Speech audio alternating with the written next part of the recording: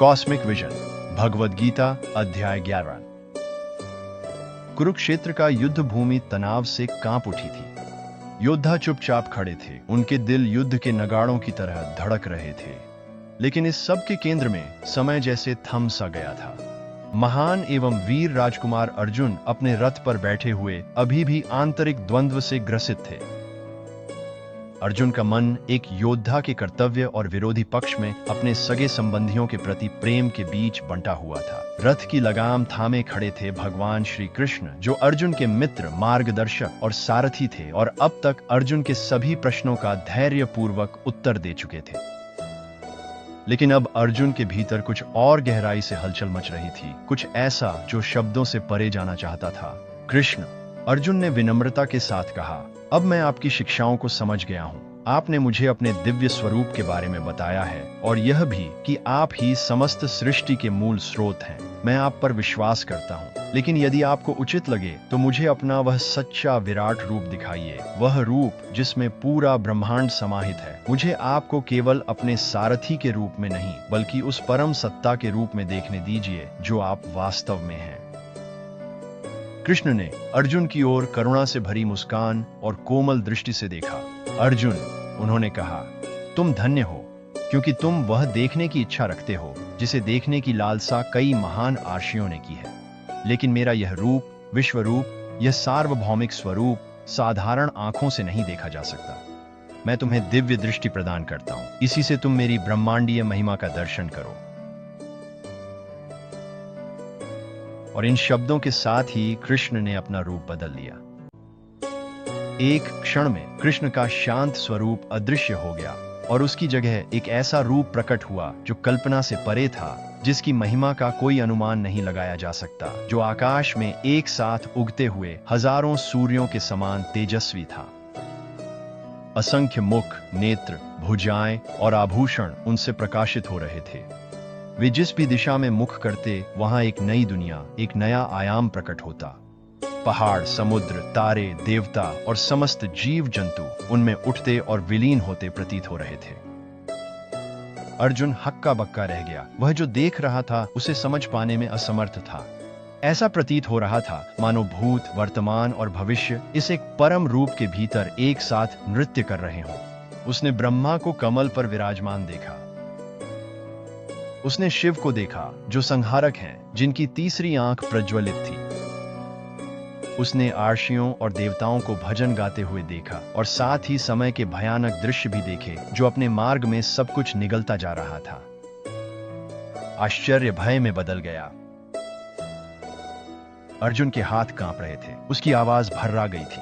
हे देवों के देव, मैं आपको हर जगह देख रहा हूं। आपकी भुजाएं आकाश तक फैली हुई हैं। आपके मुख अग्नि की तरह प्रज्वलित हो रहे हैं। मैं देख रहा हूं कि दोनों पक्षों के सभी योद्धा आपकी मुखों में ऐसे प्रवेश कर रहे हैं जैसे नदियां समुद्र में समा जाती हैं। उनके सिर आपके दांतों के बीच कुचले जा रहे हैं। संसार भय से कांप रहा है और मैं भी।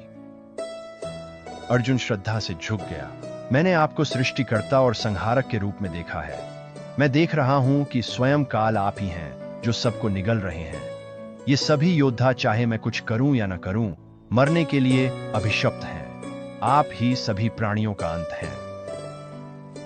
कृष्ण ने ऐसी आवाज में कहा जो स्वर्ग तक गूंज उठी।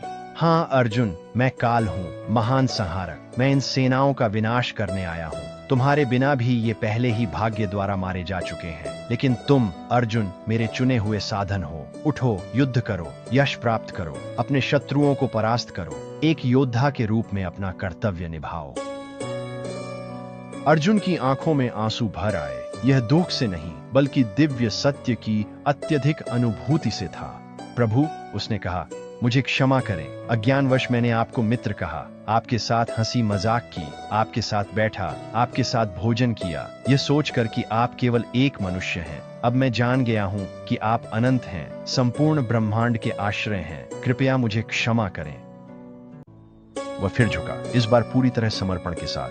मैं अब इस भयानक रूप का दर्शन सहन नहीं कर सकता। कृपया अपने सौम्य रूप में लौट आइए। मुझे फिर से वही स्नेही कृष्ण दिखाई दें, आपकी बांसुरी, आपकी मुस्कान और आपकी शांत आंखों के साथ।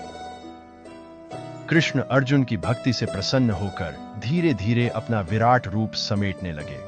सूर्य की चमक फीकी पड़ गई, अनेक मुख विलीन हो गए।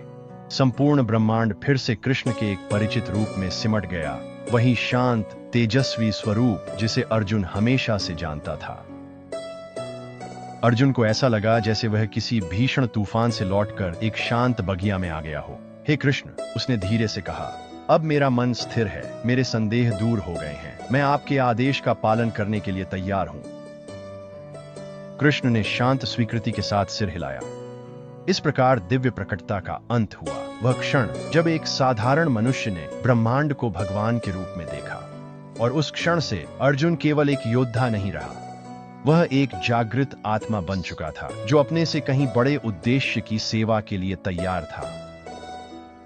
भगवद गीता के अध्याय 11 का अर्थ और प्रतीकात्मकता विश्व रूप दर्शन योग के रूप में जानी जाती है, जो कि सार्वभौमिक रूप के दर्शन का योग है, जहां कृष्ण अर्जुन को अपना विराट रूप प्रकट करते हैं और अपनी सर्वव्यापी दिव्य प्रकृति को दिखाते हैं। यह इसके सबसे शक्तिशाली और प्रतीकात्मक अध्यायों में से एक है। यह वह क्षण दर्शाता है जब साधक अर्थात अर्जुन को दिव्य दृष्टि प्राप्त होती है, वह क्षमता जिससे वह बाहरी रूपों से परे वास्तविकता को देख सकता है। विश्वरूप या सार्वभौमिक रूप केवल एक अलौकिक दर्शन नहीं है, यह समस्त अस्तित्व की एकता, सृष्टि और विनाश के चक्र और जीवन के हर पहलू में दिव्यता की शाश्वत उपस्थिति का गहरा रूपक है। रूप के भयावह हिस्से समय और भाग्य का प्रतीक हैं, जो सभी चीजों को निगल जाते हैं। कृष्ण का संदेश स्पष्ट है, अपना कर्तव्य करो, लेकिन कर्मों के पीछे छिपे गहरे सत्य को समझो। परिणाम पहले से ही समय के ताने बाने में बुने हुए हैं। महत्वपूर्ण यह है कि आप किस भावना से कार्य करते हैं, भक्ति, स्पष्टता और समर्पण के साथ।